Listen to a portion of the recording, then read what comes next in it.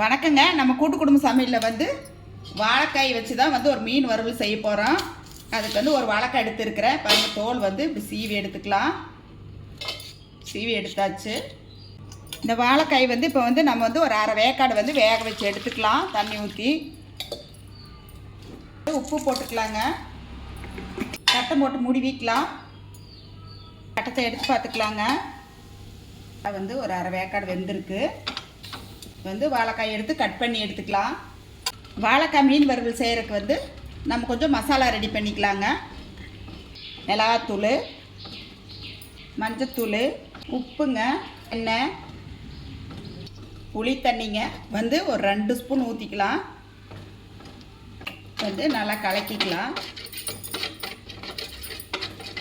வாழைக்காய் வந்து அரை வேக்காடு வேக வச்சோம் இல்லைங்களா, அது வந்து இந்த ஷேப்பில் வந்து நான் அரிஞ்சு எடுத்துருக்கிறேன் பாருங்கள். இப்போ வந்து இது மசாலாவை போட்டு பெரட்டி எடுத்துக்கலாம்.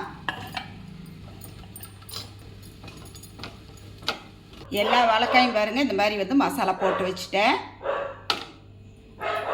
தோசைக்கல் வச்சுக்கலாங்க. வச்சுருக்கிற வாழைக்காய் வச்சுக்கலாம்.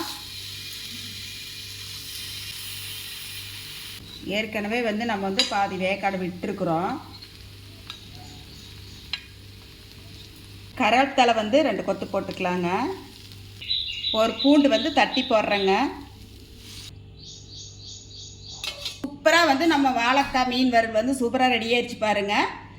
எல்லோரும் வாங்க, சாப்பிட்லாம் வாங்க. நீங்களும் உங்கள் வீட்டில் செஞ்சு சாப்பிட்டு பார்த்துட்டு எப்படி இருக்குன்னு சொல்லுங்கள். எங்கள் வீடியோ பிடிச்சிருந்தா லைக் பண்ணி ஷேர் பண்ணுங்கள். நன்றிங்க.